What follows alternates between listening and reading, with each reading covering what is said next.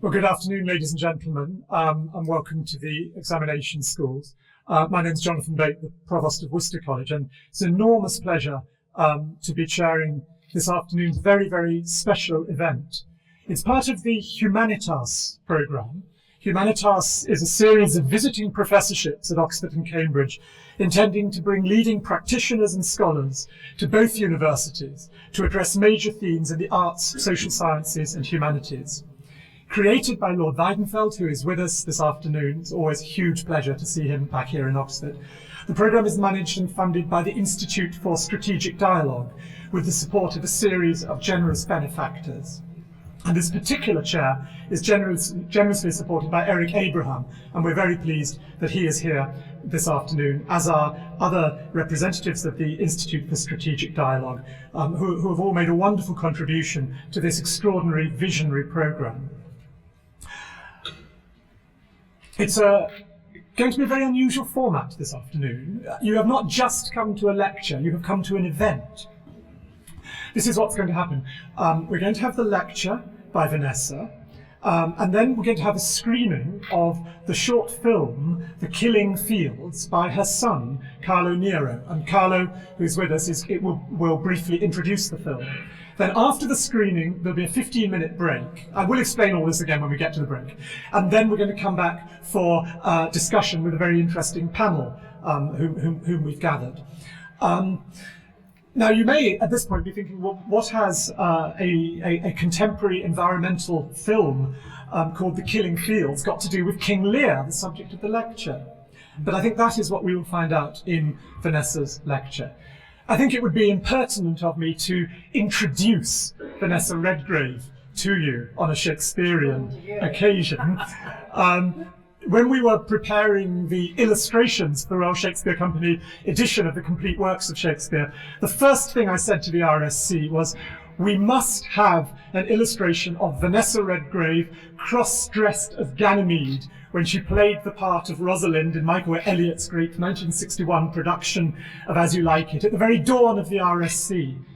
And who would have thought, 51 years after that, we would be going to the cinema and seeing Vanessa Redgrave in the role of Volumnia, the mother of Ralph Fiennes' Coriolanus, in what is, I think, one of the finest Shakespeare films of recent years. In between, of course, she's played a huge array of Shakespearean roles, including the part of Prospero, no less, at Shakespeare's Globe. And of course, she'll be very familiar to you for a huge range of film work, going all the way back to The Man for All Seasons, as I say, all the way forward to Coriolanus. And of course, an enormous number of stage hits in London, on Broadway, throughout the world. A record-breaking run on Broadway, where she starred opposite James Earl Jones in Driving Miss Daisy. And of course, Vanessa will be very familiar to you for her extraordinary political and social work over the years. Her work with UNICEF UK as a special representative, her work with UNHCR, her work with Russian human rights foundations, and of course with Amnesty, with Liberty. The list could go on.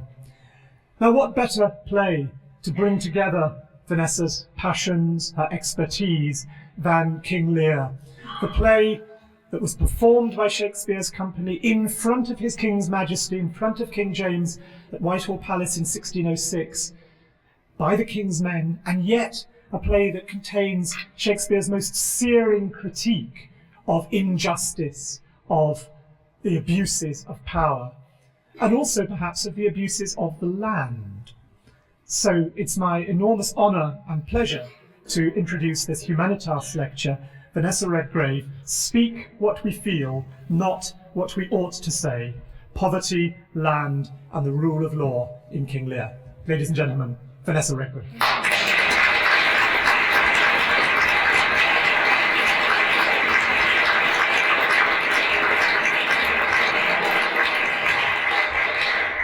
I usually come to rehearsal like this with pads and papers and reference books and so on, and so I'm just explaining why I've got such a litter in front of me. I'm trying to say I'm normal, but take it from there.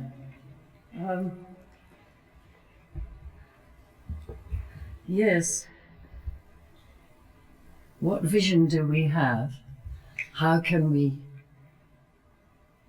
clarify the vision that we have, whether we're talking about literal eyesight or whether we're talking about being able to see perfectly and yet being unable to see almost anything? This was a subject that much preoccupied Oskar Kokoschka, who actually founded a school for seeing some years after the war in Switzerland. And I have noticed myself, I set myself a task once. I was in Washington and there was an early Picasso exhibition, and of course I wanted to seize the chance to see it. And I went over, and it was quite a large exhibition, and I decided, all right, I'm going to memorize the paintings in the first room, and in the second room I'm going to choose one picture and I'm going to stay half an hour in front of it, and then I'm going to leave. Because, as I expect we've all experienced, it's kind of hopeless going into a gallery, and a good, great artist always has a queue, and so the queue moves round and round and on and out. And sometimes that's the best you can do, but I thought, no, I'm not going to do that. Memorizing the paintings was successful to a certain point, and I came to the second room and I chose a small frame, no bigger than what I've just drawn. It was a small oil painting, and basically there was a man half-dressed, there was a bed, there was a woman, it was some kind of attic. First impression. And by the time I'd spent 30 minutes literally just looking at that painting, I realized that at first view I had seen nothing, and I had my spectacles on. And it's something the same, certainly with a text or a script. I don't let a script out of my reach until the very, very last moment of rehearsal, unless the director tells me, no, I want you to be off the book, in which case I'll say, yes, I'll be off the book, but I want the book just off there. Because hour by hour, day by day, my eyes and ears will discover things that I thought I'd read, the words I'd learned. And certainly the same has to be true when you're looking at a text like King Lear, and certainly it has to be true of when you're seeking the help of books like The Soul of the Age by Professor Bate here. Can I call you Jonathan now? Good, lovely. Thank you. And you're delving into, going backwards. You're reading the text in the present. You in the present are reading the text. Then the cognitive process takes you, with the help maybe of a teacher, professor, oral, certainly through a book, 2 books, 3 books, certainly certain memories of a performance which struck you. But you're going back, trying to be able to see, although inside one's head and heart, to see when that was written as if you were there. In other words, to put yourself into the shoes of those certainly who wrote it, but then also the people of that country, the people of the city, the social conditions, the economic conditions, and so on. Because I think there's no doubt that there is a cognitive barrier when you come to read a very, very great play. One cognitive barrier is that you know this is a very great play. The other is that you come to it even without wanting to, you come to it with certain preconceived notions. They could be very good notions, they could be not very good notions, but you come to a play with preconceived notions. And most of the texts that you actually read, this is in my experience anyway, and I'm not as well read, I'm sure, as most of you here. Most of the texts you read, some will have illustrations. In the case of King Lear, he will have streaming white hair, and if you're talking about the 1890s, he will have the luminous cloaks, and sometimes you will have a photograph of a production. You may have seen that production, but in any case you come to the text with memories, and sometimes the memories are attached to notions. And I'm emphasizing this because I'm an actress. Maybe I wouldn't if I weren't, but I am. And I do find that one of the wonderful things that there are in our world are the communion and community of actors and actresses wherever you go. You seem to strike up. You do strike up. You've met all kinds of conditions, a lot of time very badly paid, a lot of time unemployed, and sometimes the wonderful, what appears like the most immense good fortune, you get to work, and you get to work with a great text, or a good text. Everything doesn't have to be great. So I've tried to put myself into the process of both going to when Shakespeare wrote it, as opposed to where Shakespeare set it, and I think that's probably customary today, certainly. That's the way that you, Jonathan, have approached Shakespeare's mind, the soul of the age. But then, there's still a certain chill. And I'm calling it a chill just by way of an expression. Nothing chilly about your book, Jonathan. It's wonderfully communicative. But there seems to be a kind of chill, such as you get you go into the House of Commons and a chill comes over you. I'm not using this in a pejorative sense, necessarily. I'm using it as a physical fact. Somehow the age and the period of the architecture chills you. It's a weight.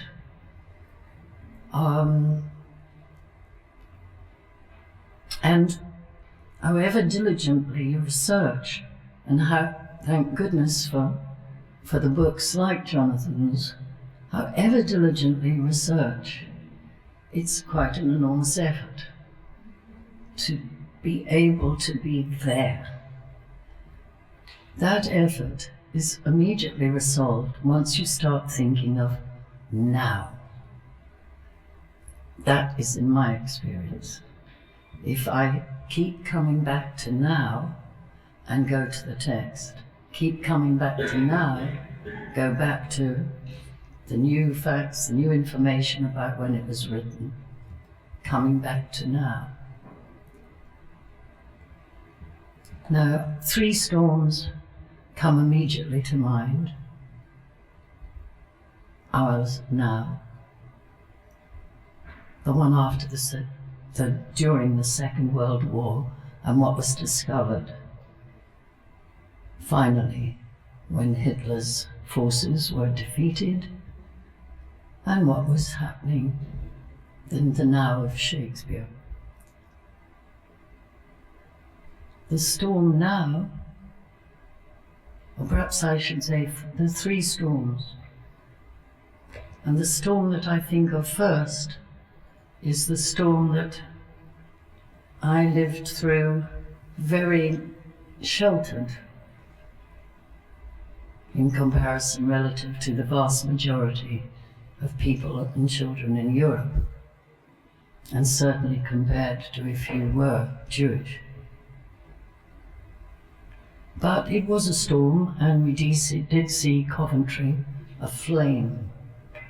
From about 50 miles away, the entire sky was lit up. We did spend many nights in basements while people around us sang songs, and I've done the same myself on journeys with UNICEF while bombs have been pouring on the ground. In other words, man-made storms, sometimes coinciding with the weather.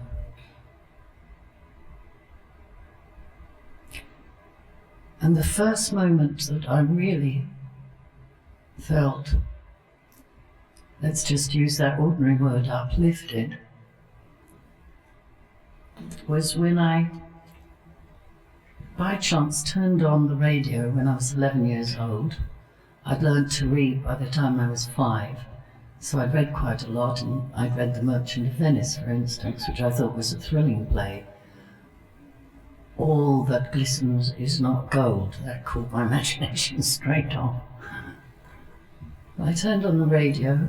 I was 11. I think it must have been at the end of 1948, somewhere around about that, and the BBC were broadcasting a United Nations radio broadcast. It was called The Declaration of Human Rights, and each article was read out by whoever it was read out by, and then there was a little dramatic scene to clarify exactly what that article meant. And I remember very well that I certainly really focused when I heard of the article prohibiting torture. Why did that season me? Because I had had news and had read the news after the victory, when the news began to come out, very slowly began to come out as to what had happened in Europe, what had happened in the death camps, what had happened in the concentration camps, and later what had happened to people when they had finally been liberated, what had happened to the survivors, so few compared to some 6 million who had been slaughtered. So, even though relatively safe in that sense, listening to the news, storm warnings. Every night before the news, when we were 5, 6, 7, 8, we'd listen to the weather forecast. This is the BBC News. Here is the weather forecast. And we'd hear of the gale warnings, and they were each given a number. And the reason why we were, my brother and I, my sister was not yet born, listened together with our elderly cousin, one of the first women to go to university in London. We listened because my mother's 2 brothers were in the Royal Navy. We didn't know where they were because you weren't allowed to know where they were, but we knew they might be in the North Sea, so we were very concerned with the North Sea. We were also concerned with the islands and the rocky cliffs around the west coast of Ireland, and we didn't get weather forecasts for the Pacific Ocean, which was where at one point one of my uncles went, and indeed was a kind of hero. And even today I'm sure his father, my grandfather, even today I'm sure that he himself, and even today I myself, feel hesitant about proclaiming him as a hero as opposed to one of the heroes, because I know very well that there were so many young men like him who were prepared to keep the spirits up of everyone they were with, were prepared to go off into the jungles and the rainforests with guns, with dislocated shoulders, as my uncle was, and fight, and then get in a boat, get out, and get bombed, shelled into the water, and with dislocated arms said goodbye to Stoker and started to swim towards the coast, which of course he never made. And I'm mentioning him because inevitably he and others that I'd heard about, that I'd read, that I'd met, refugees from Nazi Europe, all of them artists, the ones that I met, I knew what they'd come from, to the extent that they would let a very young child know what they'd come from. And I turned on the radio, and there was the Universal Declaration of Human Rights. Now, having it already being 3:30, I'm not going to do what I wanted to do, which was to read you out the Universal Declaration of Human Rights as turned into language that anyone can understand. But I'm just going to, well, here it is. But I'm not going to read it out. But it says, this was issued by Amnesty International, the Irish section, in 2007. And it just says, almost 60 years ago, these rights were pledged as universal to all people and for all times. If you're reading them right now, you are enjoying at least some of them. Thousands of people in Ireland and millions of people worldwide are not so lucky. Our mission is the full enjoyment of all these rights by all people. Can you help us? To join, donate, or take action, go to www.amnesty. In this case, IE for Ireland. And the same would apply for the UK and the international.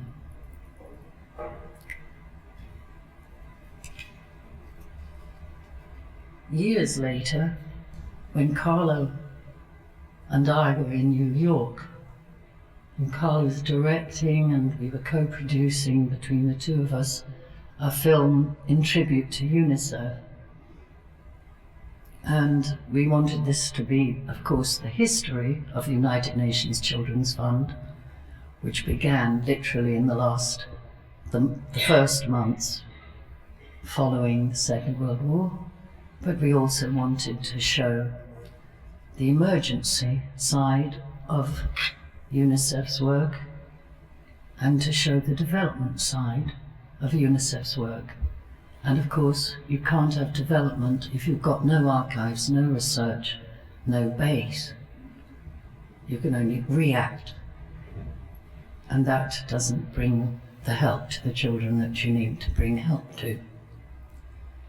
And I'm referring to this only because that was how I came to see for the first time, live on film, what I'd seen long before, written in a book.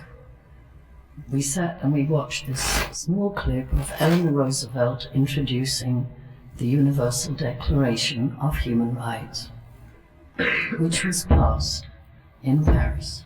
Sorry about that. In 1948. And she said in that inimitable way she had, and this will be the Magna Carta of our times.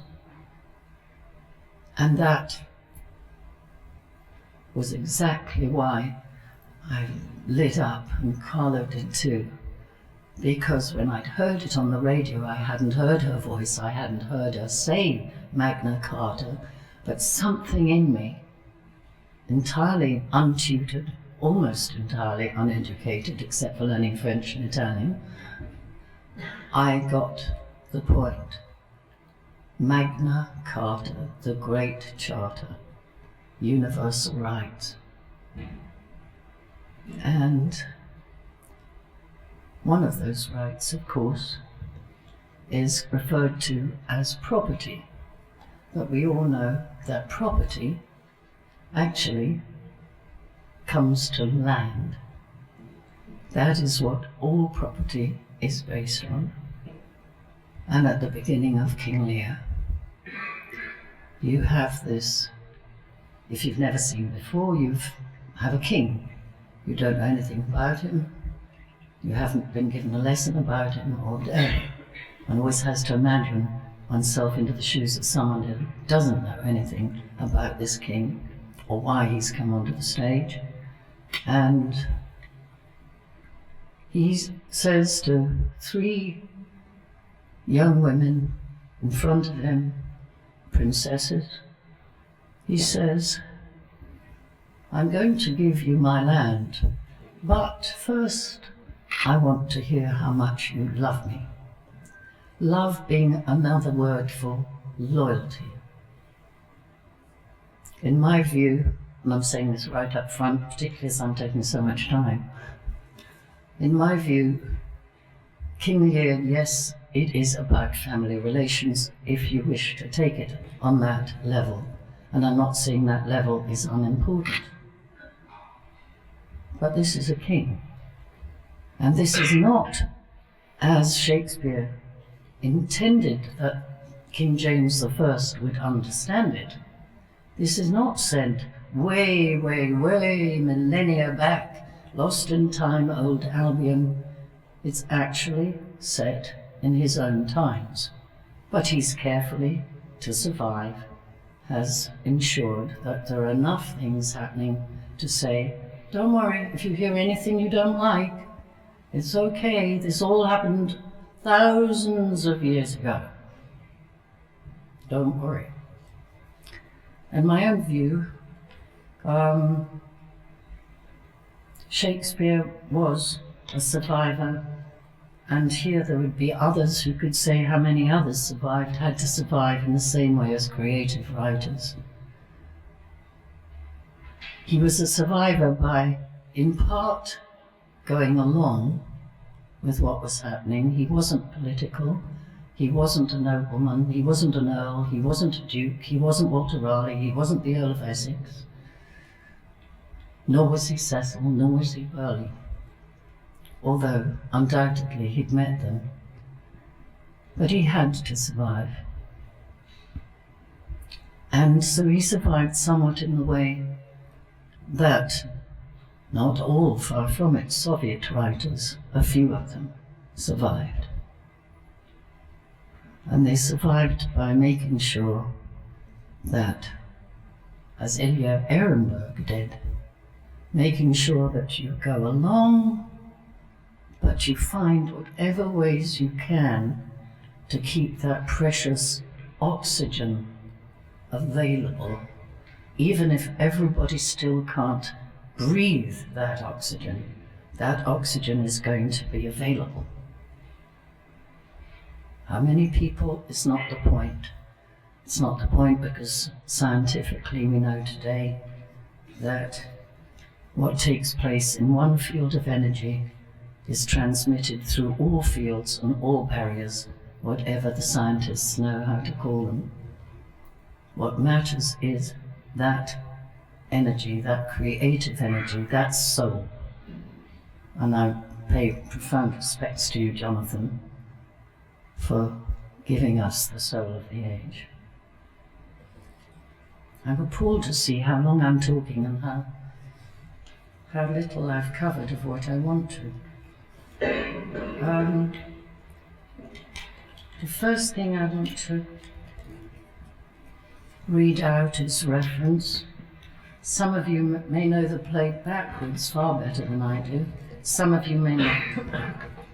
I will be referring to the text as much as possible, and I will be referring to the economist that I know a little and respect muchly, Joseph E. Stiglitz.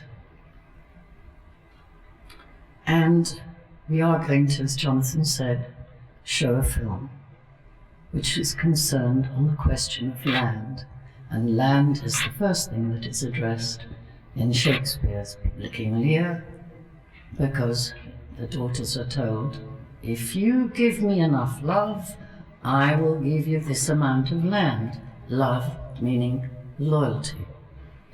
They are the daughters of a tyrant, after all, as we begin to realize. And there follow 2 speeches of extravagant loyalty, although I bet the first time anybody heard Goneril and Regan proclaim their love, they might, and certainly they should, think that every word is genuine. And that's how it should be approached. We should not get one signal up front. I'm getting dogmatic now. We should not get one signal up front that they don't mean what they say. We should think they do mean what they say. And my gosh, do they need to be sure that everybody believes them what they are saying? Because we are living in a very tyrannical situation in the country. That's a loose word, it's a generalization, but it can be underpinned every step of the way.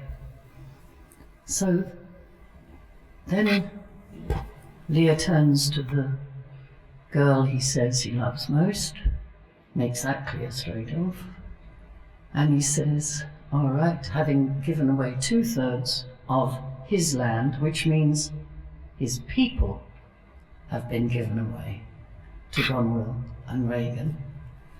And he turns to Cordelia and says, now, how much do you love me?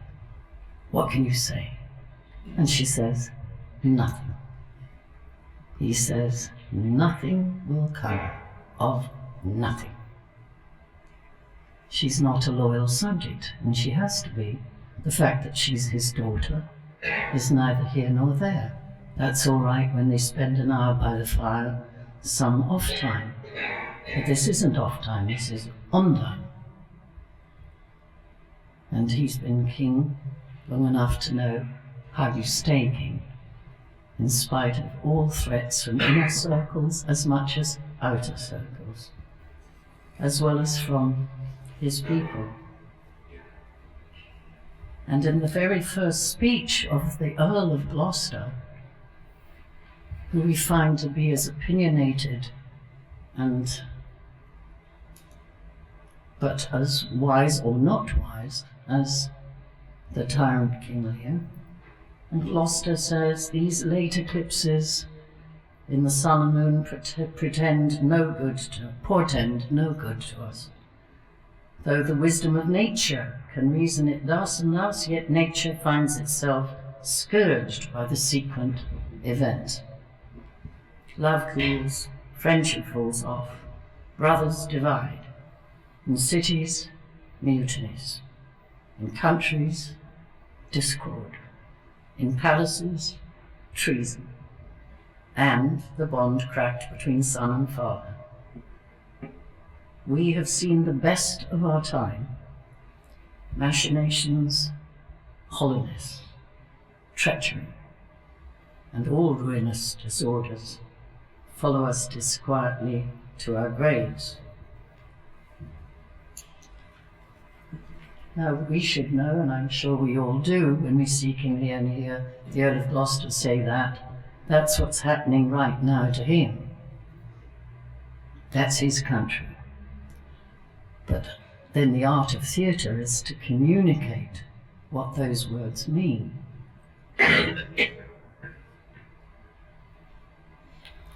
And going to the now, as we realize that a storm is raging already, both metaphorically and literally, in the King Lear's kingdom, we think of the storm, I think of the storm, the catastrophic economic and political storm in our world today. And I'm encouraged, not that anything could stop me, I cannot. I don't see how anybody can live or breathe any passing day without knowing what's going on, but maybe not understanding everything about what's going on. That's what's wonderful about this play, and pretty well anything that Shakespeare wrote, but especially this play.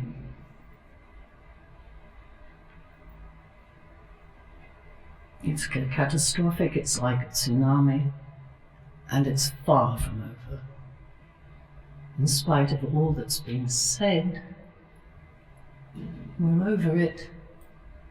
I think the majority of people realize, or fear, rightly, or suspect, rightly, that it's far from over.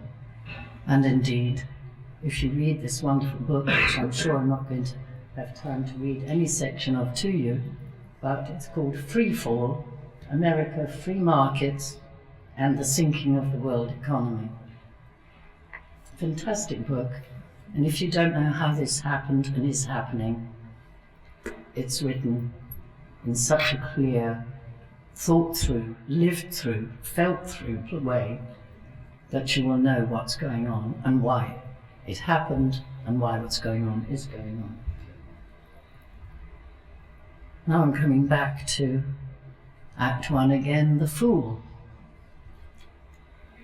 And he says to, here Shakespeare's used something very important as a fool. You can't take exception to anything the fool says. You cannot. And yet there are people sitting in the audience thinking, this is now, this is now. But they won't be talking about it. They'll be thinking it. And I do believe Shakespeare wrote his play hoping to stir the conscience of the king. Because that's what a playwright can do. They can stir both consciences and consciousness. Films do it a different way, because films can sometimes cover more than even a play can cover, and certainly more than a book. And most people can't take the time to read books, and they're too expensive. And still, in spite of the internet, the majority of people are not on the internet. Though more and more are getting cell phones, still communications are not good. Can you make no use of nothing, uncle? The fool says. Why no, boy, nothing can be made out of nothing. Fool, he says, prithee tell him, so much the rent of his land comes to. And there's the first time, and not the only time, that we hear the word rent in King Lear. King Lear gets his wealth from the rent from the land that he owns. And we indeed find a tenant farmer at the end of the play. I think often these characters all get cut, or they just come on wielding some barrow or something, and you don't know who they are, so that the leading characters will have more time to show who they are. Unfortunately, it often works out this way. And Lear says, dost thou call me fool, boy? And the fool says, all thy other titles thou hast given away, but that thou wast born with. Kent says to Lear, this is not altogether fool, my lord. Fool, no faith, lords and great men will not let me. If I had a monopoly out, they would have part on it. There's where we get the monopolies. The monopolies that have begun long before Elizabeth I and continued into James I, and were connected with the reasons why Cromwell and the English Revolution took place. And I believe we see glimpses of what is leading ahead to that revolution, to the growth of the Puritans and the growth of catastrophic poverty and lack of rights in England in the time of Elizabeth and James I in those first years, and today in our times. And it's interesting, the links, because again I'm prescient somewhat, but I hope you will forgive me.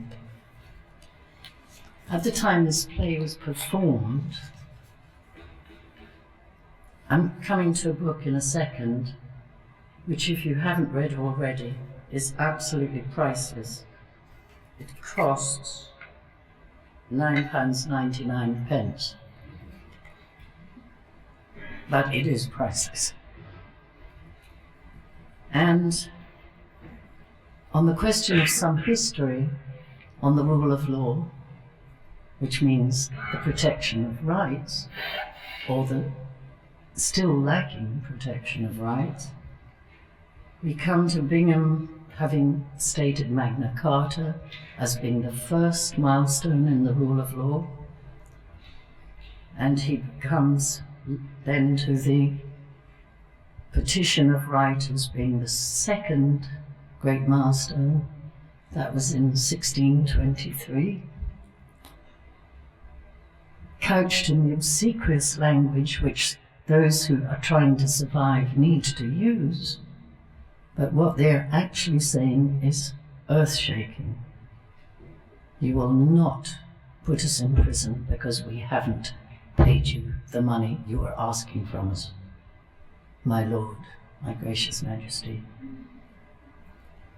You will not. The king did, and his son, who had protected the unique, divine-given law imposed by the monarch. There was a civil war, and I think that in both King Lear, well, I'm certain personally, I'm not demanding that you should be certain, I think it's something we have to find for ourselves, that in that prescient way that writers can feel a trend, can feel what could or will happen if rights are not granted and stabilized and set there for the protection of all. I'm stressing the protection of all.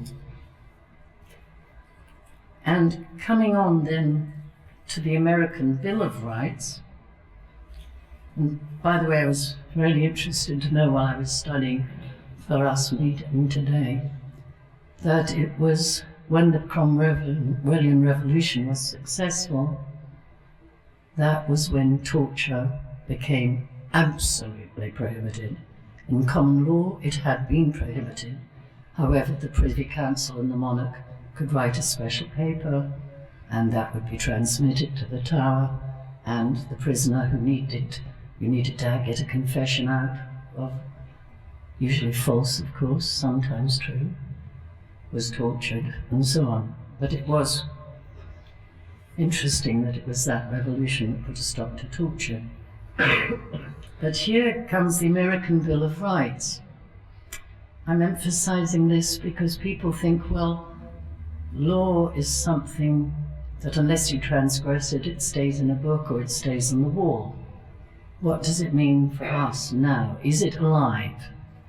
Well, it's only alive in so much as we are aware that there are rights, or not aware but need to get those rights, and they are to be found first and foremost through law.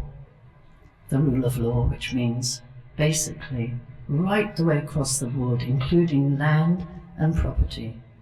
It's the rule of law that comes into play if we are to be a democracy. So, on page 29 of the Bingham's Rule of Law, and I kind of worshipped Bingham for his judgments in this decade, this past decade.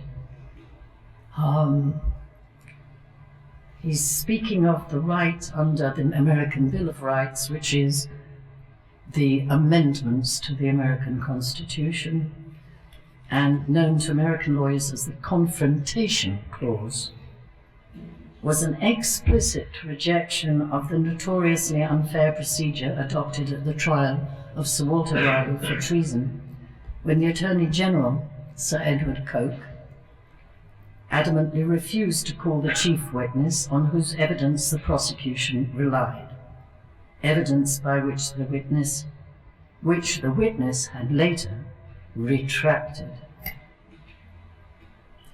And so Article 8, Article 7 preserved the right to trial by jury in any civil case where the sum in dispute exceeds $20.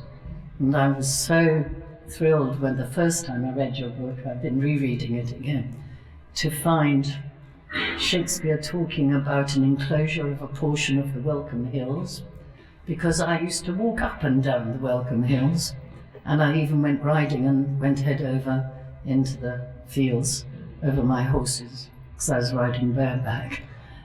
And, you know, when you've seen a place, you know it, and you think, oh, where that hotel stands, long ago, that land was enclosed. And likewise those woods there, and which was the bit revealed in Jonathan's book, where a friend comes to Shakespeare and says, what's happening about these enclosures? We've got to stop these enclosures. And apparently Shakespeare said to him, after reflecting, or a week, writing a letter a week later, well, don't be too concerned about these enclosures. They're going to be assessing the land first, and then by the spring they'll have worked things out, and none of us here in Stratford think that anything's going to come of it. I go into my local stationer's yesterday, inquire about the son of the father who runs the shop, and I say, how's Wiki? And he said, oh, he's doing very well. He's working for this firm. He goes out and assesses land from the ecological point of view. So there you get what seems to always happen, this collision of tectonic plates of the now and the then.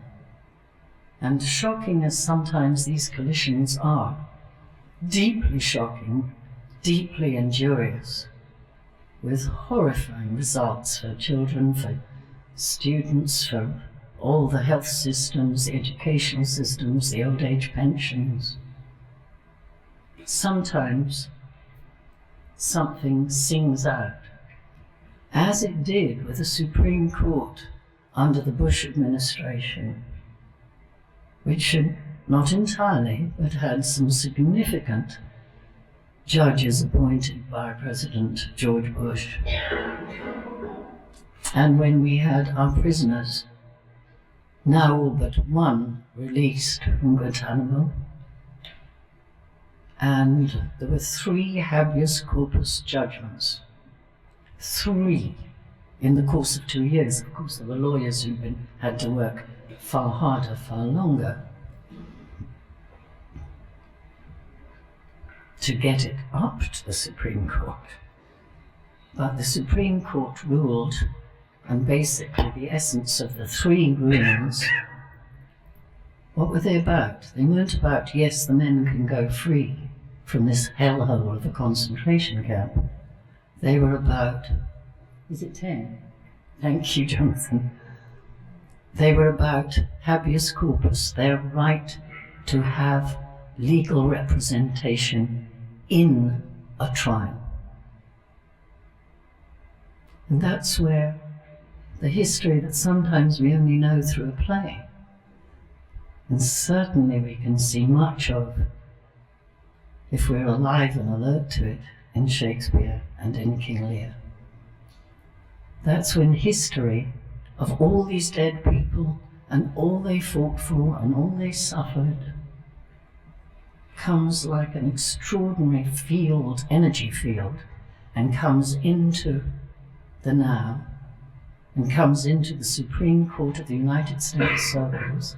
And that Supreme Court, which had just lost Sandra Day O'Connor, one of the great judges of the Supreme Court, that's where even the most conservative, if we use that inadequate word, even the most conservative judges had that history run like electricity through their blood. And the American Revolution lived again in them. Probably they were unaware of it. Maybe being judges, it comes into their mind, oh, I better just check this. Hey, shall we meet tonight and just check through what it says back here in the article something? After all, they do protect America. I think that the American Constitution and the Declaration of Independence, which need to go together, I would like to hear those once a month. We have the Universal Declaration of Human Rights, and we also have an extraordinary play. I'm ashamed, Mr. Chair, Jonathan, and fellow people in this room, I'm ashamed that I've got 10 minutes left to make a distinct reference to King Lear. What is it basically about? I'm not ruling out other interpretations, I'm not ruling out other aspects which are vital to an understanding of the play, but basically what is it about? It's a man who has absolute power, whose circles have given him, allowed him to have absolute power. He gives that power away. He gives his identity, in psychological terms, away with the land that he finally ends up in the hands of his 2 daughters, yes, but 2 people who are very capable, and indeed prove it, of destroying their father, destroying all who support their father. And through that horrifying storm that he is sent out into, and through the shock, the indeed literal heart attack that he gets when he realizes that a subject has just declared, his daughter, by the way, has just declared complete and total, overwhelmingly, almost divine love for him. He goes into that storm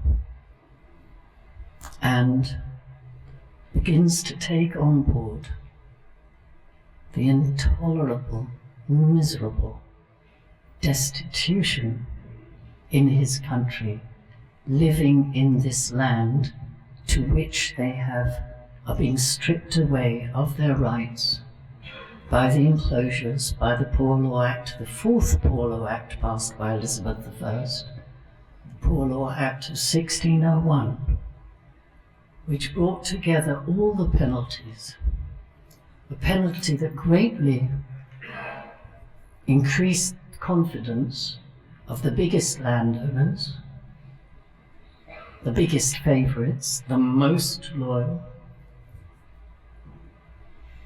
They wanted their enclosures, and they wanted more land, and they wanted more enclosures. This created enormous poverty, as did some harvests that mildewed the wheat. So with no roof over their heads, increasing numbers with every month that went by, went out begging.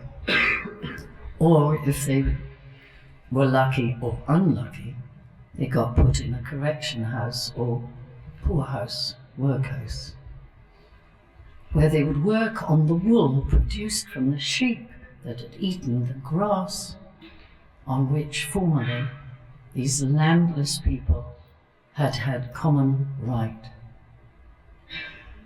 to grow corn, strips of corn, barley, rye, to have animals, a few sheep, a goat, what have you. It was now became a felony nationwide in 1601 to combine in any shape or form to protest against enclosures, against rising prices. And there's one other thing which my brain suddenly is saying, stop, Vanessa, don't go there because you can't remember. It was a horrifying act. Horrifying in every possible way, and it's interesting to realise that the workhouses and the correction houses continued till after the Second World War. As a TV show, which I read the book about, I don't know how much it comes across on the TV, called Call the Midwife. I think it's on right now. And it's still kids in 45, 46. just after the Second World War in these workhouses. They were supposed to, even in 1601, get an hour of reading. Well, we're quite sure what happened to that. So now I must finish. I just want to find my reference. Now, without that background, how can poor Tom carry any conviction whatsoever? The disguise that the Earl of Gloucester's son, who has been proscribed by his father, if he doesn't get out of England, he will be killed at the stake. All the early 1600s. So he disguises himself as one of the typical poor. And I feel it's essential to remember that if you were poor, you would have to beg and you would steal if you've got some kids. And so there were gibbets up every country road, around every country town, at crossroads, etc., and around London. But here's one of the extraordinary speeches, and now I must end.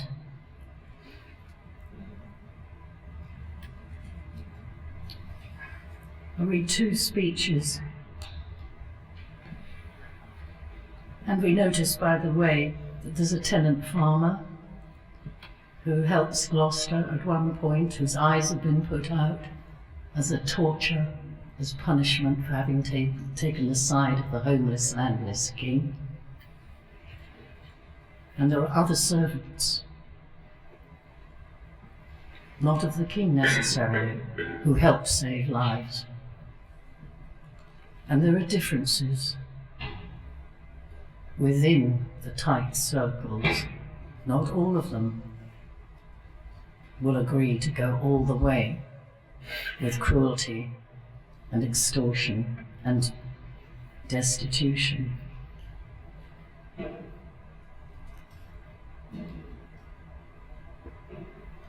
And of course Shakespeare has saved himself by having the fool say, "I'm speaking to you now. I lived before Merlin, the magician who helped King Arthur, existed." Now, if a fool comes before, if I'm a fool, I'm having to protect myself, I will say to you, listen, you've got it all wrong. I'm not Vanessa, I'm not 75 years old. I actually am someone who lived 3,000 years ago, before King Arthur's time. Another way he saved himself. Here comes Lear. Sorry, here comes Gloucester. Lear has a similar speech. Gloucester. He's just been saved by his, "I've been your tenant and your father's tenant these 80 years.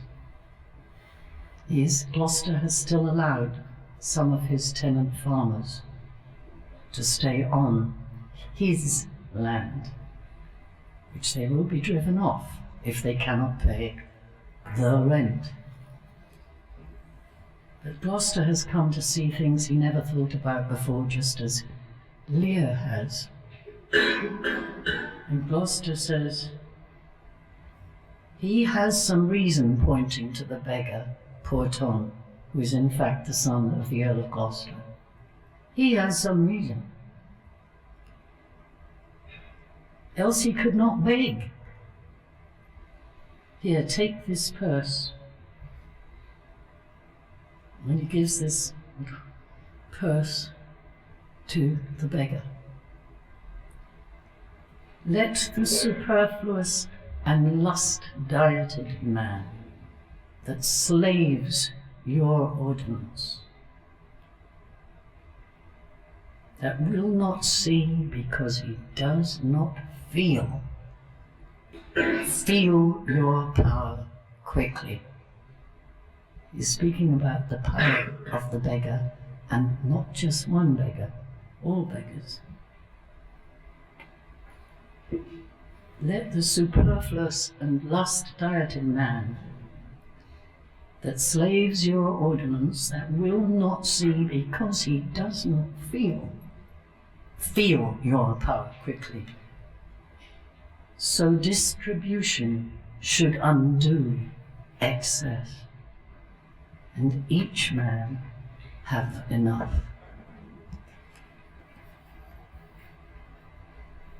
And here's finally, closing 30 seconds. At the very end, we see that Goneril, through the corruption of having the full power that half the land and half its people has bestowed upon her, when her husband, who has now understood who she is and opposes her, she says, "The law is mine, not thine. Who shall arraign me for it? Who shall impeach me? Who shall charge me for it? Who will put me on trial? The law is mine." These are tiny little extraordinary moments, and many more besides, that are shaking the structure of King Lear, arising from the shaking conditions and changes that made Shakespeare write King Lear. And at the moment that it was performed, it was 11 months after the Catholic terrorists of the Gunpowder Plot had been tried in January 1606. Walter Raleigh, who had nothing to do with the Gunpowder Plot, was also in the Tower. He'd been in the Tower for 3 years. And he was assailed by Attorney General Coke with the same kind of words that Lear uses against his daughter. Southampton was in the Tower because he had been reprieved from being executed as a co-member of the Earl of Essex's coup d'etat against Queen Elizabeth. So he was in the Tower. Shakespeare had written, everybody says so today, and I guess they knew it yesterday in 1606. Shakespeare had not only written a considerable number of sonnets that everyone believed he had written to the Earl of Southampton, but one of his plays had been put on, with money being given, the night before Essex, in a panic, in a mad panic, set forth into the city to get support, of which he found none in spite of his enormous popularity. And that's where King Lear finally realizes, but we had to have his realization for us, the spectators, us in 1606, us in 2012, to take on board. He must have hoped he could stir the conscience of the king, and it did happen. I'm not saying that the king's conscience had been stirred, but the play was published. The play did go out, and it went out in many shapes and forms, and we can be quite sure that the secret printing presses that were working overtime, hidden around the country, whether of Catholics, whether of Puritans, whether of this group or that group, the essence of these horrifying conditions was gathered together, and only, let's see, he died in 1616, in 1623 was the folio, so what's that, 7 years after there's the folio, and in the last 1627-28 came the Petition of Right, the first enormous emigrations to found colonies, Puritan colonies specifically, in the United States. In other words, the Civil War is cupping up the line between those who believe all men receive divinity from God directly, if they see it in religious terms, and all men must have the opportunity to be free from prison, vast fines and penalties, or the taking away of their land. And then there were the diggers.